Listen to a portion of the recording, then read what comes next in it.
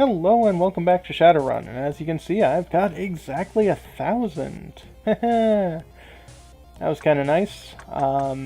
Also, we go over to attributes and skills, and I've got 19 karma that I'm going to spend on all of my attributes. You do that by resting, so you have to go to a hotel for that. So, luckily, we're in front of one. We have to go to one anyway. Uh-oh. You know what? I don't feel like dealing with you.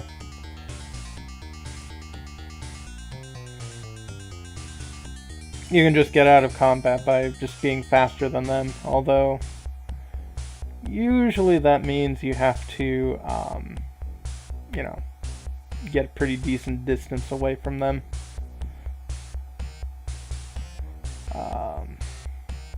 Quickness obviously improves your speed.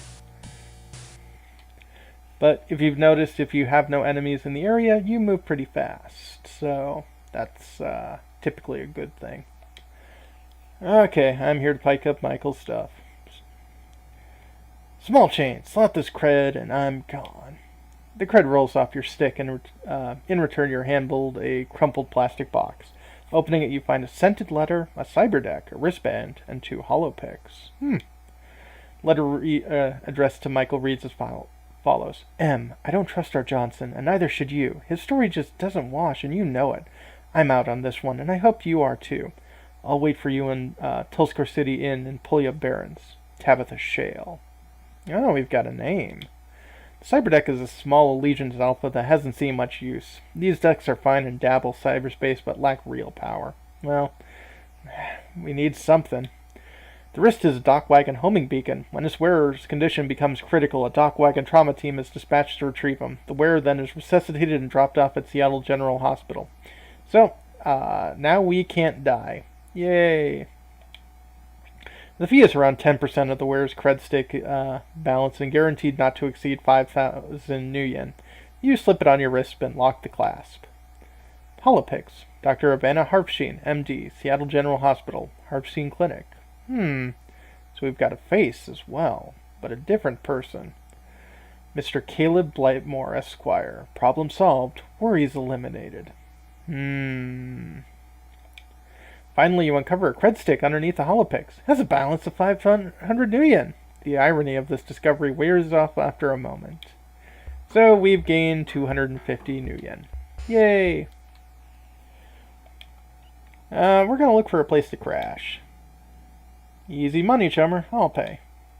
Hope you brought your own towels. I've been cleaned out this month. Enjoy your stay. A steaming mug of soy calf would be just whiz about now. So, yeah. Apparently everyone consumes soy, like, for everything in this world. It's like, well, actually, no. I mean, soy isn't bad, but I don't think it provides much in the way of all of your vitamins and minerals and stuff you need to live. But let's head to the karma screen.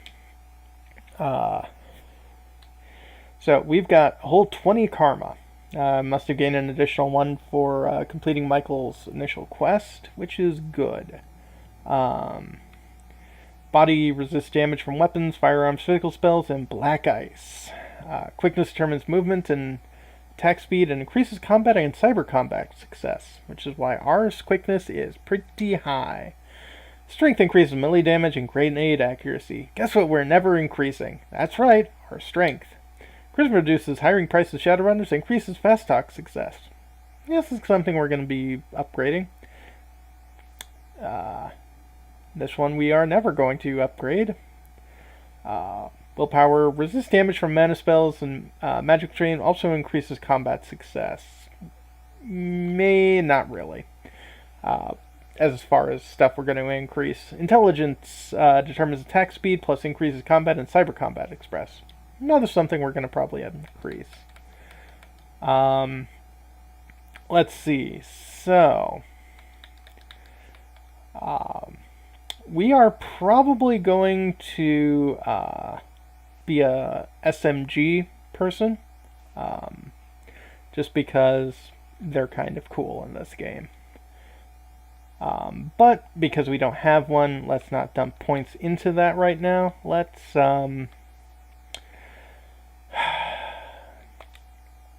yeah, increase our body just so we have a bit more hit points.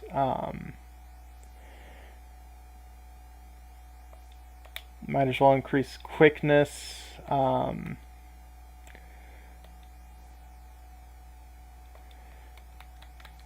Charisma, and yeah, let's increase our negotiation abilities. And we've got 2 charisma left. Oh! Quickness! We are at maximum level. Okay, cool.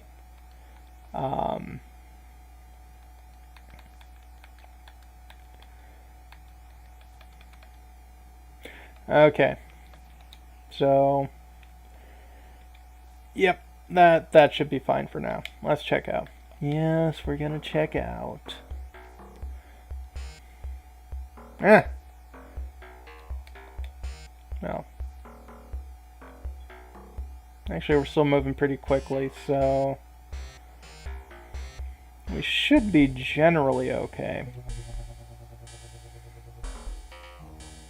Well, now we're stuttering a bit, but let's just pull away and head to one of these phones.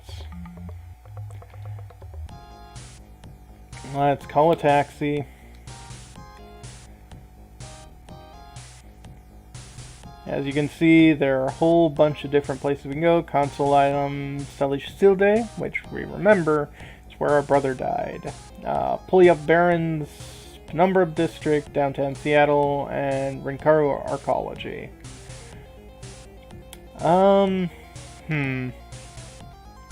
Yeah, might as well head to Seattle now. Need a ride, chum? Yes. Say you want to go to downtown Seattle, chum? No perspiration, chum. Cost you 20 new yen to get there. How about it? Yeah, sure thing, Cappy. Hop in, chum. Okay, so our first objective is to head over to the hospital, which I believe is over in the corner here.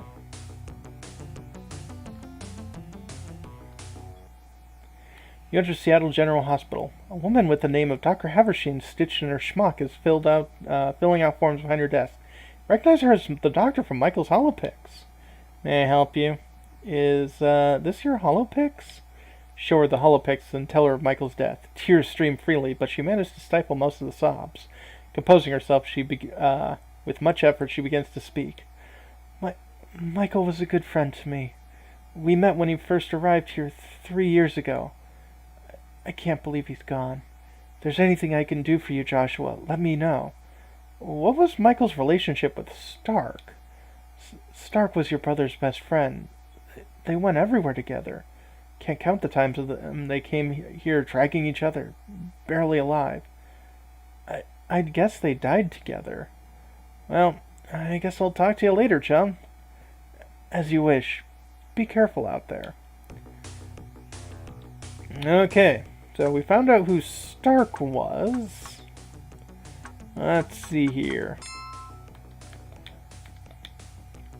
Yep. We still have no idea who Tabitha Shale is, but we do know that they're in Puliyup Barrens. And yep, we no longer have the Holopix of the Doctor because we've already talked with them. So, yeah, let's head over to Puliyup. That's not a bad place to go.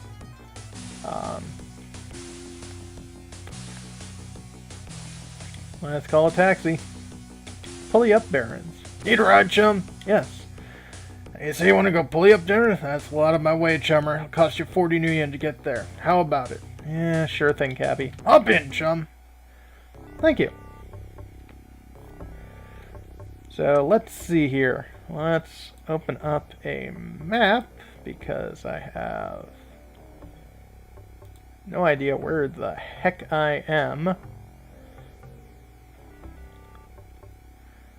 And let's see here. You said that you were in the inn, Tulsa City Inn, which is in the upper right-hand corner of the map.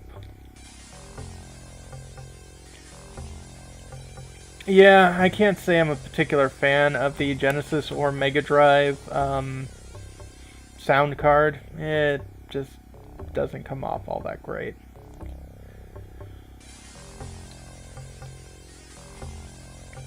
Yep. Oh, darn it. Ooh, boy. These are orcs. They have a natural, like, heightened defense. And as you can see, this is a pretty rough neighborhood. I don't want to get in too much trouble here. Tulsa City Inn caters mostly to elves, and the word Tulsa is elvish for remembrance. Despite its rundown appearance, this apartment has a great rep for being in the safest place to stay in the Barrens. Nice! Need a place to stay? Well, you've come to the right place. It's the safest hotel in the pretty, for the price. Of course, payment is required in advance. Do you know a tenant named Tabitha Shale? Tabitha Shale? Yeah, she's here. She's been locked in her room for days and won't let anyone in, even a cleanup. Think you can talk some sense into her? Be my guest. The manager connects you to the room via vidphone. The screen remains blank, but the woman's wary voice identifies itself as Tabitha. Words tumble from your mouth in a desperate rush to convince Tabitha of your sincerity. After some deliberation, she concedes that you are Michael's brother and agrees to let you enter her apartment. Yay! Tabitha Shale opens the door as you arrive. She looks as if she hasn't slept in a week. She invites you in, but her eyes nervously dart around the room. Tell me about Michael's last Shadowrun. I don't know that much about it. We were hired by an unknown Mr. Johnson, though through Caleb to track down a location in Salish City. I backed out when he made the offer, so I wasn't included in the detail. Michael said one stop at Erskine and he'd be all set. You know, Caleb's not our normal Johnson. We usually use a Johnson named Mortimer Reed. He steps in the Penumbra district in a restaurant called the Big Night Rhino. Okay. Who is this guy, Rasco? Boris Rasco is a small-time fixer who works out of the abandoned greenhouse in Redmond. Anything for a buck, that's Boris. He was probably the last person in the sprawl to see Michael alive. Well, what can you tell me about Caleb Brightmore? He's a Johnson Michael and I used a couple of times. I don't trust him, though who knows what those elves are up to anyway. You might find him at Icarus Descending. That's where we always met him. Let's see. Well, I'm looking for a good runner. Care to sign on? No way, Ace. I love Michael, but I don't plan on joining him. Someone powerful wanted Michael's team out of the way. I don't want to be part of something that large. As if on cue, the door of the room explodes inwards, leaving you momentarily stunned. A flash of automatic gunfire rakes Tabitha through the obscuring smoke and sends you diving for cover. As the swarm of bullets abates, you leap to your feet. Surging forward through the thick cloud, you catch a glimpse of the figure in red and black disappearing down the corridor. Rush back into the room, but there's no signs of life. You notice a holopix among her scattered belongings and pick it up. David William Owlfeather, Swallow Sweetie Rangers, Wilderness Patrol. Oops. Well, we would never get her into our party anyway, but yeah. Notice the world of Shadowrun is, kinda dark and dreary. Yeah, we kinda did a bad thing, but you know, the plot dictates. The plot dictates. So, 1 second as I figure some stuff out here. Okay, so yeah, let's actually head all the way back to where we started the game from, over at Redmond Barrens. Call taxi. Redmond Barrens. Need a ride, chum? Yes.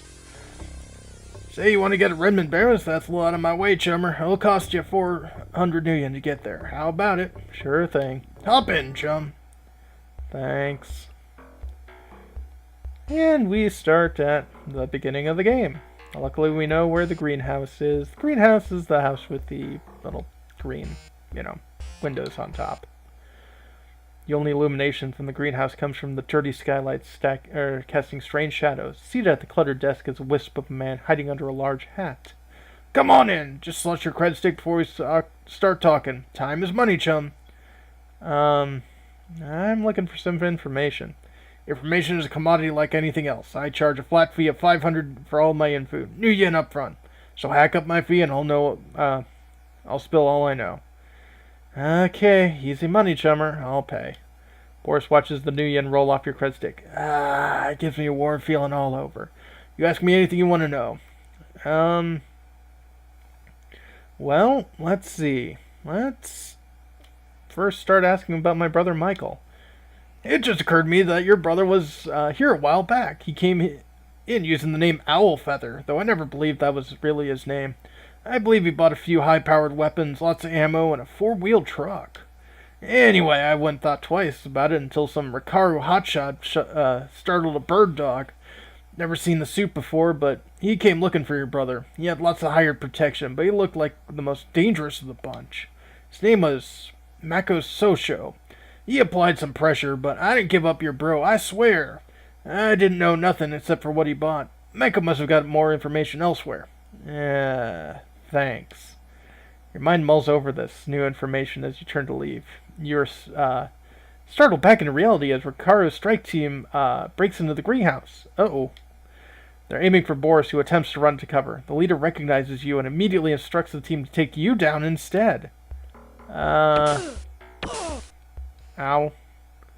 Doc Wacken is alerted to your wristband. Within seconds, the trauma team arrives, guns blazing, to pull you out of your dire situation. The team stabilizes your condition and administers basic first aid. Thanks. A short while later, you are dropped off at Seattle General Hospital. Thanks. Well, we're at 50% health, and we aren't dead, which is good. Huh. Well, 60% health, that's not too terrible. But we've got a whole bunch of other bits of information. Yeah. But it also seems like what we're going to have to start doing is increasing our, abilities and also our equipment. Because at the moment, our abilities to, take people on is pretty minimal. Yeah.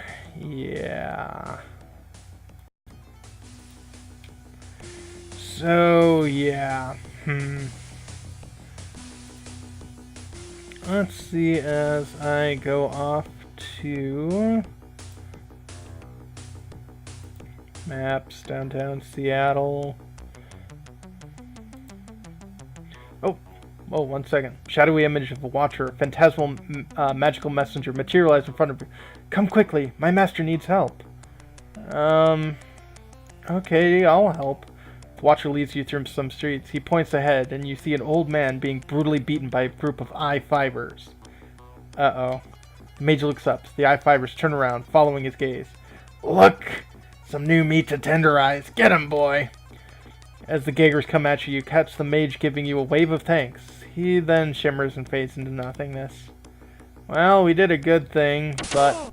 Ow.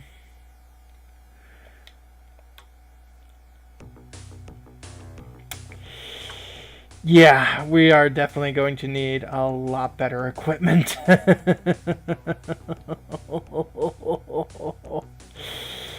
A whole lot better equipment indeed. Have a good one.